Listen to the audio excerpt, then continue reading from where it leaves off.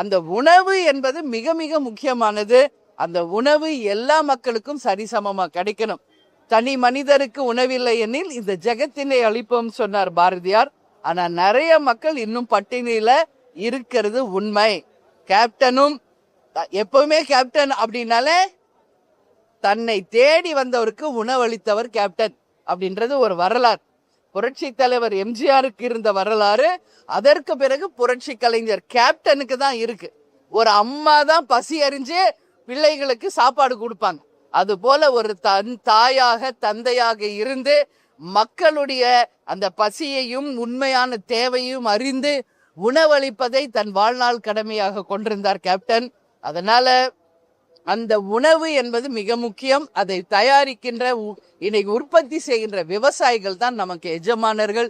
எனவே கூட்டுறவு மூலயமாகவும் உணவு பாதுகாப்பு மூலமாக தமிழ்நாடு முழுக்க அனைவருக்கும் சரிசமமாக அந்த பொருட்கள் போய் சேரணும் அப்படின்றதையும் நாங்க துறை சார்ந்த அமைச்சர்கிட்ட கொடுத்திருக்கோம். சரிங்களா? தென் மாநில முதலமைச்சர்கள் மாநாடு தொடங்கி தமிழக முதலமைச்சர் தந்தது எந்த அளவுக்கு ஆக்கப்பூர்வமா பயன்படணும். டீலிமிட்டேஷன்ல 534 தொகுதிகள் அப்படியே கண்டினியூ ஆகணும்னு சொல்லித்தரா இங்க தீர்மானமா அதான் நிறைவேற்றாங்க. ஆனா இன்னைக்கு வந்துட்டு தமிழ்நாட்டின் பிரதிநிதித்துவம் குறையக்கூடாதுன்னு தீர்மானம் நிறைவேற்றது ஒண்ணு, அங்க பேசுனது ஒண்ணு. யார் முதலமைச்சர் பேசியிருக்காரா? ஏன்னா நாங்க இப்பதான் வெளியே வரோம், என்ன நாங்க நடந்துகிட்டு இருக்குன்னு இன்னும் நான் பார்க்கல. அதனால இங்க ஒரு நிலைப்பாடு அங்க ஒரு நிலைப்பாடுன்னா இதையெல்லாம் மக்கள் பார்ப்பாங்க. நீங்க பிரஸ் பீப்புளே இதை கேள்வியா கேட்குறீங்க. நிச்சயமாக நம்ம நிலைப்பாடுல என்னைக்குமே நம்ம மாறக்கூடாது. ஒரு நிலைப்பாடை எடுத்தால் அதுல உறுதியாக இருந்தால்தான் மக்களுக்கு நம்ம மீது நம்பிக்கை வரும். அதுல எந்த மாற்று கருத்தும் இல்லை என்பதுதான் கேப்டனின் நிலைப்பாடு. அதுதான் எனது நிலைப்பாடு, தேமுதிகவின் நிலைப்பாடு. அதனால நம்ம முதலமைச்சர் தமிழ்நாட்டின் உரிமைகளை எந்த காரணம் கொண்டு விட்டு கொடுக்க கூடாது. தன் நிலைப்பாட்டை கட்டாயம் மாத்திக்க கூடாது. அவர் தமிழ்நாட்டுக்காகவும் மக்களுக்காக தான் பேசணுமே ஒழிய இங்க சட்டசபையில ஒரு நிலைப்பாடு, இங்க முதலமைச்சர்கள் மாநாடுல ஒரு நிலைப்பாடு என்று நீங்க சொல்றீங்க. நான் ஃபுல்லா இன்னும் பார்க்கல. பார்த்துட்டு என்னுடைய கமெண்ட்ஸை சொல்லுவேன் நாளைக்கு வரும்போது. ஆனா அப்படி இருந்தால் அது நிச்சயம் கண்டிக்கக்கூடிய ஒரு விஷயம் என்பதை இந்த நேரத்தை சொல்றேன். சட்டமன்ற உறுப்பினருக்கு சார் வழங்கியது 190 பேருக்கு வாகனம் இருக்குது. இல்லாதவங்களுக்கு கூட்டா பரவாயில்ல, இருக்கிறவங்களுக்கு நேத்து தான் இதை பத்தி நான் தான் ஃபர்ஸ்ட் அதை பத்தி பேசியிருக்கேன். இல்லாதவங்களுக்கு கொடுக்கலாம், வரவேற்கத்தக்கது. ஆனா இன்னைக்கு நிறைய பேருக்கு கார் இருக்கு, இதான் உண்மை. இந்த பாருங்க, இந்த வரிசையில பாருங்க, எல்லாருக்கும் ஃபாரின் காரே இருக்கு. சாதாரண கார் கூட இல்ல, ஃபாரின் கார்ஸே நிக்குது எல்லாருதுமே. ஸோ கார் இன்னும் யாருக்கு இல்லையோ அவங்களுக்கு கொடுக்கலாம். மற்றவர்களுக்கு நான் நேத்தே சொன்னது மாதிரி பால் கொள்முதல் விலையில 3 ரூபாய் தான் உயர்த்தி இருக்காங்க. அது இன்னும் கொஞ்சம் உயர்த்தி இருக்கலாம். விவசாயிகளுடைய கடன் தள்ளுபடியை பண்ணியிருக்கலாம். ஏழை மக்களுக்கு வேலை வாய்ப்பை உருவாக்கலாம். ரேஷனுக்கு முழு உரிமை கொடுத்திருக்கலாம். இது போன்று அரசாங்கம் இன்னும் ஏழைகளுக்கும் சாமானிய மக்களுக்கும் அந்த தொகையை செலவு பண்ணியிருந்தா அதை தேமுதிக வரவேற்றிருக்கும் என்பதை நேற்றே என் கருத்தா நான் சொல்லியிருக்கேன். இருந்தாலும் முதலமைச்சர் இதுவரைக்கும் இந்தியாவில் யாரும் பண்ணாத ஒரு விஷயத்த பண்ணியிருக்காரு. அதனால அவர் ஒரு கார் பிரியர். எப்பவுமே எங்க சின்ன வயசுல இருந்து விஜய் அவர்கள் எங்களுக்கு தெரியும். அதனால அவங்க தாவேக்கால எல்லாரும் கார் வேணும் அப்படின்னு கோரிக்கை வச்சதுனால எல்லாருக்கும் அது கொடுத்துருக்காரு. ஸோ அது ஒரு பக்கம் இருக்கட்டும், அது நல்லதாவே கூட நம்ம எடுத்துக்கலாம், இல்லை அது வேற. பட் அவருடைய திட்டங்கள் மக்களுக்காகவும் கடைகோடி மனிதனுக்கும் பலன் அளிக்க கூடியதா இருக்கும். இங்க இருக்கிற கொஞ்சம் பேர் எம்எல்ஏஸ்க்கு அந்த பெனிஃபிட் போறதை விட அந்த ஸ்கீமுக்கு அந்த பணத்தை ஏழைகளுக்கு பண்ணியிருந்தா அதை தேமுதிக வரவேற்றிருக்கும். மேடம், தாவே கல்யாணத்து ஒரு சிலர் பேசும்பொழுது என்கிட்ட கார் இல்லை, குடும்ப போற சீலம் பண்ணாங்க. ஒரு சிலர் இனோவா கார் கொடுப்பாங்க, அவங்க எல்லாமே ஃபாரின் கார் வச்சிருக்காங்க, கார் வச்சிருக்காங்க. அவங்க இப்படி பேச குற்றச்சாட்டு. இதான் நான் சொல்றேன் இல்லைங்களா, நேத்தே நான் சொன்னேன் 90% ஆஃப் த எம்எல்ஏஸ்க்கு கார் இருக்கு. அப்படி இருக்கும்போது இந்த ஸ்கீம் தேவையா என்பதுதான் தேமுதிகவினுடைய கேள்வி என்பதை நேத்தே நான் பதிய வச்சிருக்கேன்.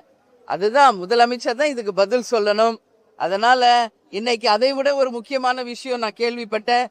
திருநெல்வேலியில கங்கை கொண்டான்ல பாதிரியாருக்கு பாலியல் வன்கொடுமை, 4 குழந்தைகளுக்கு பாலியல் வன்கொடுமை செய்த பாதிரியாருக்கு தூக்கு தண்டனை வழங்கியிருக்கிறது நீதிமன்றம். அந்த நீதி அரசர்களுக்கு தலை வணங்கி என்னுடைய வாழ்த்துக்களை பாராட்டுகளை நான் தெரிவிச்சுக்கிறேன். ஏன்னா நான் தான் தொடர்ந்து சொல்லிக்கிட்டு இருக்கேன், இதுக்கு முற்றுப்புள்ளி வைக்கணும்னா என்கவுண்டர் தான். இந்த தூக்கு தண்டனை என்பதும் இன்னொரு மாறுபட்ட என்கவுண்டர் தான். அதனால இதை தேமுதிக நாங்க மனதார வரவேற்கிறோம். அந்த தூக்கு தண்டனை கொடுத்த நீதி அரசர்களுக்கு தேமுதிக சார்பா எங்க வாழ்த்துக்களை தெரிவிச்சுக்கிறோம். இது போன்று தொடர்ந்து சிறு பிள்ளைகளுக்கு பாலியல் வன்கொடுமை செய்பவர்கள் யாராக இருந்தாலும் கடும் சட்டம் விதித்து தூக்கு தண்டனை கொடுத்தாதான் இதற்கு முற்றுப்புள்ளி வரும் என்பதுல மாற்று கருத்தில்லை.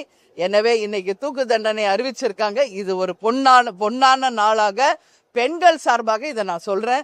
இது ஒட்டுமொத்த பெண்களுக்கும் கிடைத்த மகிழ்ச்சி செய்தி என்பதையும் இந்த நேரத்தில் நான் பதிய வைக்கிறேன். அங்க முந்திரி வந்து அதிகமாக விளையறதுனால முந்திரி விவசாயிகளுக்கு கூட்டுறவு சந்தைப்படுத்துதல் முறை வேண்டும் அப்படின்ற கோரிக்கையை துறை சார்ந்த அமைச்சர்கிட்ட கொடுத்துருக்கோம். அதே மாதிரி சுட்டு வட்டாரத்தில் இருக்கிற முந்திரி சாகுபடி மொத்தத்தையுமே வந்து கூட்டுறவு முறையில கொள்முதல் செய்து சந்தைப்படுத்தி அதன் மூலம் நிச்சயமாக பேக்கிங் செய்து அந்த பொருட்களை விருதாச்சலம் மையத்துல இருந்து அதை வந்து ஒரு எக்ஸ்போர்ட் குவாலிட்டிக்கு டெவலப் பண்ணா அந்த விவசாயிகளுக்கு வந்து அதனால பெனிஃபிட் வரும் அப்படிங்கிறதையும் அந்த பாயிண்ட்டை வந்து நம்ம அமைச்சர்கிட்ட கொடுத்துருக்குறோம். அதே மாதிரி அந்த கள ஆய்வுல பார்த்தோம்னா மதிப்பு கூட்டப்பட்ட அந்த முந்திரியினுடைய ரா மெட்டீரியல் இருந்து மதிப்பு கூட்டப்பட்ட பொருட்களாக மாறும் பொழுது அதுல அதிகமான லாபம் இருக்கு.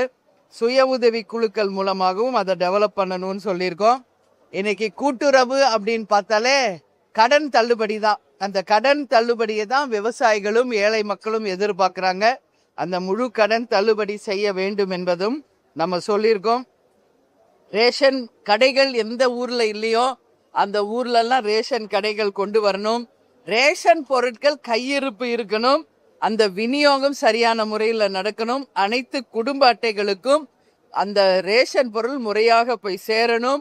புகார்களை உடனடியாக ஆய்வு செய்யணும். அதற்கான தீர்வு உடனடியாக செய்ய வேண்டும் என்பதுதான் இன்னைக்கு தேமுதிகவினுடைய நிலைப்பாடு. அதே போல பழுதடைந்த ரேஷன் கடைகளை புதுப்பித்து எந்த ஊராட்சிகள கிராமங்கள ரேஷன் கடையிலையோ அங்க புதுசா ரேஷன் கடையை உருவாக்கணும். அது எல்லாமே ரெண்டட் பில்டிங்ல இருக்கு. சொந்தமாக கட்டிடங்களை கட்ட வேண்டும் என்பதையும் நம்ம சொல்லியிருக்கோம். அந்த குடும்ப அட்டைதாரர்கள் இருக்கின்ற இடத்துல எல்லாம் வந்து புதுசா நியாய விலை கடைகளை திறந்தாதான் அந்த கிராம மக்களுக்கு அது உபயோகமாக இருக்கும். அதே மாதிரி ரேஷன் உட்பட அத்தனை அத்தியாவசிய பொருட்கள் வந்து தட்டுப்பாடு இல்லாம கிடைக்கணும். அதாவது அரிசி, சர்க்கரை, பாமாயில், கோதுமை இது போன்ற பொருட்கள் வந்து தட்டுப்பாடு இல்லாம கிடைக்கணும். இதோட கூட மக்காச்சோளம், கம்பு, கேழ்வரகு இந்த பயிர்களையும் நம்ம வந்து ரேஷன்ல வந்து தர வேண்டும் அப்படின்றதையும் நம்ம கேட்டிருக்கிறோம். நவதானிய பொருட்களையும் அந்த ரேஷன் மூலம் விநியோகம் செய்ய வேண்டும் என்பதை நம்ம கோரிக்கை வச்சிருக்கு. கொடுக்கிற பொருள் எடை குறையாம கொடுக்கணும் அப்படின்றத நம்ம கேட்டிருக்கோம். ஏன்னா அந்த மெஷின் இன்னைக்கு நான் விருதாச்சலத்திலே பார்த்துருக்கேன். அந்த எடை போடுற மிஷின் நிறைய இடத்துல ஃபால்ட் இருக்கு. அந்த மிஷினரி எல்லாம் உடனடியாக சரி செய்து அது மக்கள் பயன்பாட்டிற்கு கொண்டு வரணும். பயோமெட்ரிக்கே பல இடத்துல வந்து வேலை செய்யறது கிடையாது. அந்த பயோமெட்ரிக் வந்து இம்மிடியட்டா சரி செய்து பயனாளிகளுக்கு அது உதவி செய்யணும். இப்ப கர்ப்பிணி பெண்கள், மாற்றுத்திறனாளிகள், வயசானவங்க எல்லாம் வராங்க. இப்ப நம்மளுக்கெல்லாம் எப்படி ஃபாஸ்டேக் கொடுக்குறாங்களோ அது மாதிரி ஃபாஸ்டேக் மாதிரி அவங்க துரிதமாக ரேஷன் பொருள் வாங்குறதுக்கு அதுக்கு ஒரு புதுசா ஒரு கார்டு அவங்க மாற்றுத்திறனாளிகளுக்கும் வயதானவர்களுக்கும் தரணும் அப்படின்றதும் நம்ம கேட்டிருக்கோம். நெல் வந்து உடனடியாக கொள்முதல் செய்யப்பட்டு அதை உரிய கிடங்குகளில் பாதுகாக்கப்பட்டு உரிய நேரத்தில் அது மக்களுக்கு விநியோகம் பண்ணும். ஒரு பக்கம் பார்த்தா அரிசி விலை ஏறிக்கிட்டே போயிட்டு இருக்கு. ஒரு பக்கம் பார்த்தா சம்பாவும் இல்லை. இன்னைக்கு சம்பா இது வரைக்கும் விளையில. ஏன்னா தண்ணி இல்லை. கடமடை வரைக்கும் இன்னைக்கு வந்து தண்ணி கிடையாது. ஸோ ஒரு பக்கம் விளைச்சல் இல்லை, ஒரு பக்கம் விலைவாசி உயர்வு, ஒரு பக்கம் பார்த்தா அதை பாதுகாக்காம மழையில நனைஞ்சு முளை விட்டு போயிட்டு இருக்கு. எல்லா மூட்டைகளும் நனைஞ்சு வீணா போயிருக்கு. ஸோ இது சிஸ்டம் வந்து கம்ப்ளீட்டா வந்து சரியாகணும். எல்லா இடத்துலையும் உடனடியாக நெல் கொள்முதல் பண்ணணும். இப்ப கிராமத்துல இருந்து அது நெல் கொள்முதல் பண்ற வர்றதுக்கே ரொம்ப நாள் ஆகுது. அதுக்குள்ள மழையில நனையுது. அதனால கிராமங்களுக்கே சென்று நேரடியாக நெல் கொள்முதல் செய்ய வேண்டும் என்பது போல பல விஷயத்த நம்ம சொல்லியிருக்கோம். கேப்டன் தான் முதல்ல ரேஷன் பொருள் வீடு தேடி வரும் அப்படின்னு சொன்ன முதல் தலைவர் கேப்டன் அவர்கள் தான். அது வந்து இன்னும் அது சாத்தியம் இல்லாமல் இருக்கு. அந்த ஸ்கீமு எல்லா இடத்துலயும் எங்க தொகுதியிலேயே பார்த்தா விருதாச்சலத்துல எடை குறைவா இருக்குங்கிறாங்க. அந்த எடை குறையாம இருக்கணும்னா அதை நீட்டா பேக் பண்ணி ரேஷன் பொருளை வீடுதோறும் விநியோகம் செய்தால் அது மக்களுக்கு மிகப்பெரிய உதவியா இருக்கும். ஏன்னா இன்னைக்கு நான் பார்த்திருக்கேன் கிராமங்கள்ல ரேஷனை மட்டுமே நம்பி வாழ்கின்ற ஏராளமான ஏழைகள் இன்றைக்கும் எல்லா கிராமங்களிலும் இருக்காங்க. அப்போ அந்த ரேஷன் சரியான முறையில கொடுக்க வேண்டும் அப்படின்றதையும் நம்ம வலியுறுத்தி இருக்கிறோம்.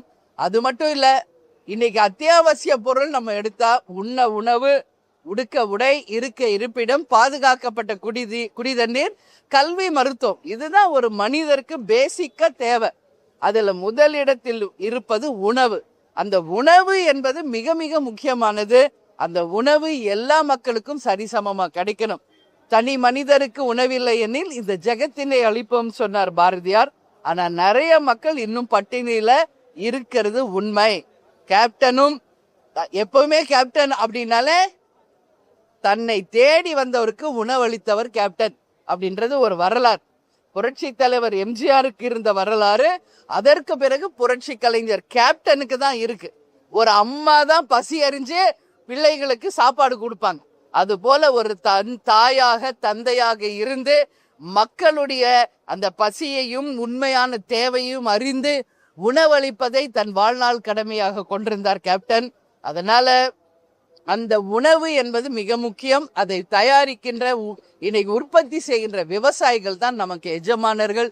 எனவே கூட்டுறவு மூலயமாகவும் உணவு பாதுகாப்பு மூலமாக தமிழ்நாடு முழுக்க அனைவருக்கும் சரிசமமாக அந்த பொருட்கள் போய் சேரணும் அப்படின்றதையும் நாங்க துறை சார்ந்த அமைச்சர்கிட்ட கொடுத்திருக்கோம்.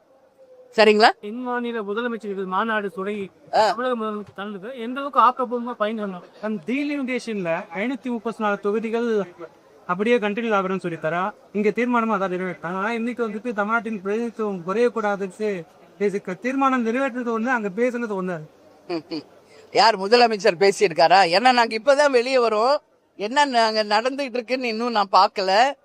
அதனால இங்க ஒரு நிலைப்பாடு அங்க ஒரு நிலைப்பாடுன்னா இதையெல்லாம் மக்கள் பார்ப்பாங்க. நீங்க பிரஸ் பீப்புளே இதை கேள்வியா கேட்குறீங்க. நிச்சயமாக நம்ம நிலைப்பாடுல என்னைக்குமே நம்ம மாறக்கூடாது. ஒரு